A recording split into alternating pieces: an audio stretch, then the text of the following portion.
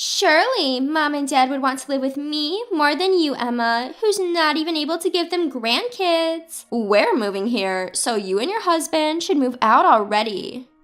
My pregnant sister-in-law, Karen, patted her growing belly and said these words haughtily. I responded simply, all right. Although Karen seemed pleased with my easy agreement, I was secretly relieved that this might sever our ties. My name is Emma. I've been married to Scott, and we've been trying hard to treat our infertility. I used to work as a childcare worker and loved children more than anything. So when I found out after getting married that I had trouble conceiving, I was deeply shocked. I even told Scott that if he regretted marrying a woman like me, I would understand if he wanted to divorce. But Scott, being the gentle soul that he is, responded, I didn't marry you because I wanted children. I married you because I love you. If we're having trouble having a baby, let's fight this battle together.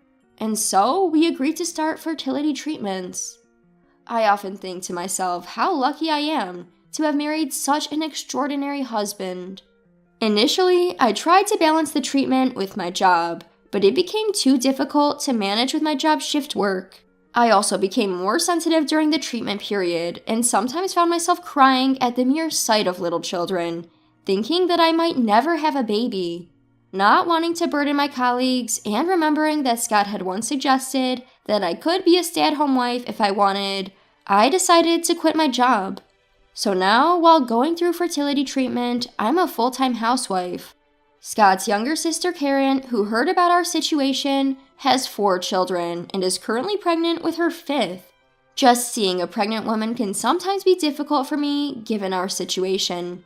But Karen, not minding this, comes to our home with her 4 children. Emma, you're a housewife now, right? Why don't you look after my kids for me? I'm really struggling with all these kids on my own.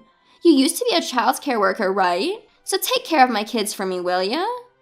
She said and would leave her 4 children with me to go out for beauty treatments and manicures. When I told her it wasn't imposition, Karen would just say, in this society where people are not having enough children, I, who am raising children, am obviously more admirable, right? You, who can't even have children, should just listen to what I say. It was indeed annoying to look after someone else's kids without getting paid, even if she was my sister-in-law. Despite her grating attitude, I noticed her children actually wanted to spend time with their mother. When they asked me when their mom was coming back, it always broke my heart to respond, I wonder when.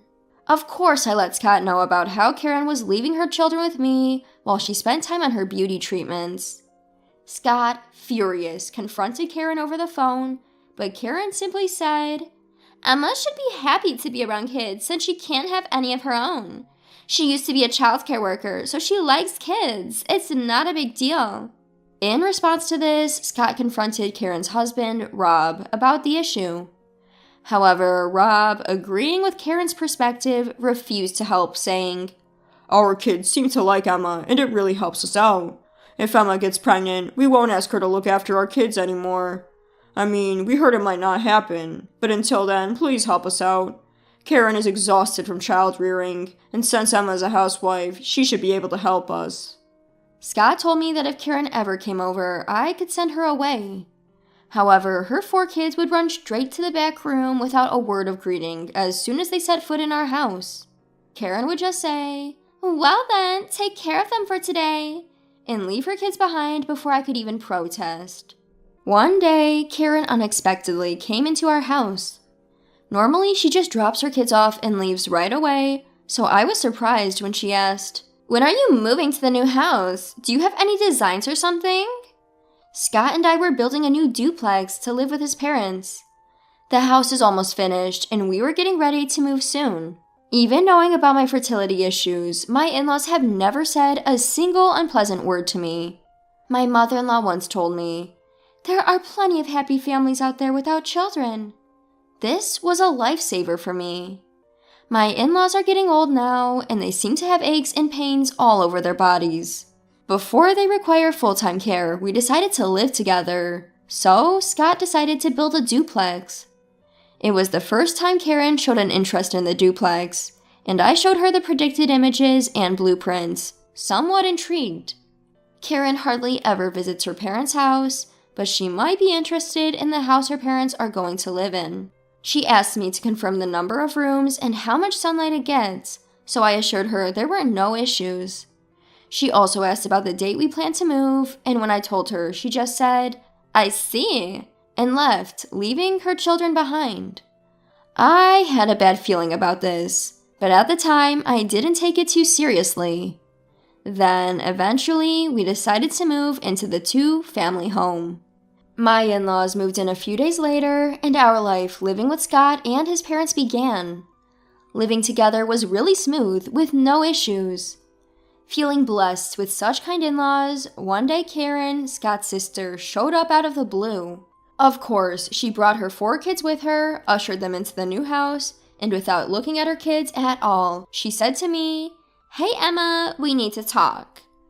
While the in-laws, who hadn't seen their grandchildren in a while, were being harried, I was forcibly taken out to the hallway. I was worrying if my in-laws, who had recently been complaining about back problems, could take care of those kids, when Karen said something outrageous. "Hey, why don't you and Scott leave this house?" What? I was taken aback by the words I hadn't anticipated, but Karen continued without caring about my reaction. "Surely, Dad and Mom would rather live with me than with you who can't even show them a grandchild. And more than anything, I'm their real daughter, connected by blood. We're moving in here, so you guys should get out soon." While stroking her growing belly, Karen said arrogantly. Karen's plan was probably to live with my in-laws and have them take care of the kids. She said, "Look, Dad and Mom are so happy to be able to take care of their grandkids," and pointed at the in-laws, who were struggling with their rowdy grandkids. I couldn't see any joy in their faces, but I knew Karen wouldn't listen no matter how much I argued. My anger at Karen for mocking my infertility had been building up, and I was extremely angry at Karen for forcing her children onto my kind in-laws. After pondering what could be done, an idea came to me, and I quietly nodded. "Okay, we'll move out." Karen happily set the schedule for when we would move out and when they would move in, and left the kids behind again, but I felt relieved thinking this was a chance to sever ties with Karen. Time passed, and the day came when Karen's family moved into the two-family house that Scott had built. As I wondered if they had moved in successfully, my phone rang. It was Karen. When I answered the phone, I heard a screech-like voice from Karen on the other side. "What the hell is this? Why haven't you moved out your stuff? There's no place for our stuff. And where did Dad and Mom go?" Scott and I and his parents had left the two-family house, but we hadn't brought all the furniture.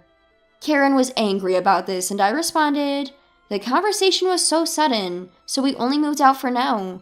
Your in-laws are with us." "Outrageous!" Karen fired back words like a boomerang. "I think it's outrageous that you and your husband are moving into the house Scott built without our consent. It's also outrageous to force the kids on us like that and go out having fun when we've been telling you every time that it's hard to take care of the kids." "That's not the point right now. Can I just throw away any of the remaining furniture that I don't like?" "Feel free to do so if you're really planning to move in. But are you sure about this?" "What are you talking about?" To the irritated Karen, I broke the news. "Can you and your husband handle the mortgage for that house? It's a two-family house and quite a large one, so it's quite expensive." By that time, I had already told her numerous lies. The acceptance I had given her about moving in was also a lie. There was no way I could agree to Karen trying to take over the duplex that my husband Scott had built. It's only natural that the furniture is left at home because Scott, his parents, and I are currently on vacation at Yellowstone National Park. The truth about the house is that it was fully paid for with the savings of Scott, myself, and his parents. There's actually no mortgage, but that lie was enough to scare Karen. Scott and his parents were also aware of this strategy. When Karen demanded to talk to Scott, he switched to a mischievous look and lied the same way I had, saying that there was still a mortgage. Over the phone, Karen apparently started crying because she couldn't afford the payments. She decided to return to her previous home with her husband Rob and their children after being told by Scott that she could still back out and that we were also returning home. Upon returning to our home, which had just narrowly avoided being taken over by Karen, she immediately stormed over in a fury. "You never told us there was still a mortgage. Why did you keep it from us?" Karen yelled at us. When I casually replied, "Because you never asked," Karen's face turned even redder. "The kids were so happy, thinking this house would be ours. You've disappointed them too. That's why you can't get pregnant. You need to make up for it by properly taking care of the kids. Even though playing with the kids is no big deal, it's better than doing nothing." Listening to Karen's rant, my normally quiet mother-in-law stood up and slapped her on the cheek. Surprised that my usually calm mother-in-law had reacted so strongly, she then addressed Karen with an unexpectedly sharp tone. "You can't even handle that no big deal task of playing with the kids instead of dumping it on Emma. You were planning to move into this duplex just to force your childcare responsibilities onto us, weren't you? I was willing to help if you were struggling to raise your children alone, but who would want to assist a daughter who offloads her parenting duties onto others and acts all high and mighty? Leave this house immediately and don't ever come back." "Aren't you on my side, Mom? I'm your real daughter, aren't I?" In response to Karen's half-crying words, my always quiet father-in-law spoke up. "It's because you are our real daughter that it's so disgraceful. I even feel guilty for raising such a selfish daughter. I've heard from Scott you've been ridiculing Emma for her difficulty in having a baby. That's something no one should do." Karen glared at me fiercely. I felt a slight pity for Karen, who would be alone from now on, as I opened the front door for her. "As both your mother and father have said, please leave. I don't intend to help with your child's care anymore, so please do your best." "You people are monsters!" Karen left the house in tears, and after that, she never set foot in our house again. When Karen came to our house, Scott was out at work. He got a call from her later. It seems it was hard to understand Karen's words as she was sobbing uncontrollably, but apparently her household was already in dire financial straits. Karen had been spending money on beauty salons and manicures, while Rob had been squandering money on lottery tickets. Karen, now running out of savings, apparently thought moving into the duplex that Scott had built would save them from paying rent and utilities. When Karen asked Scott, who earns considerably more than the average income, for financial help, he couldn't forgive her for ridiculing my infertility. Scott told her that all they had to do was cut back on beauty treatments and lotto tickets, but Karen cried, saying she didn't want to. There was no way he could financially aid such an arrogant person, even if she was his real sister. Eventually, Rob ran out of money to buy lottery tickets and had to take a side job after his main work to make ends meet. Karen also lost her money to spend on beauty treatments. She used to look quite put together, but a few months after a falling out with Scott, she was almost unrecognizable. When we bumped into her, Scott had to point out, "Isn't that Karen?" before I realized it was her. Still, her kid seems lively and happy around her, and that was a good thing. And here's the miracle part of the story. I found out that I'm pregnant, with twins nonetheless. I couldn't stop my tears when the doctor told me. Scott, who had come with me, also cried out of happiness as we shared our joy together. My in-laws were also thrilled that they were finally going to have the child we'd always wanted. I haven't mentioned this to Scott, but I secretly think that being free from the stress I was getting from Karen contributed to me getting pregnant. I feel gratitude and nothing else when I think about how Scott and my in-laws chose to stand with me, not Karen, and because of that, I was blessed with 2 lives. Nowadays, I hope from the bottom of my heart that the babies in my belly will be born healthy.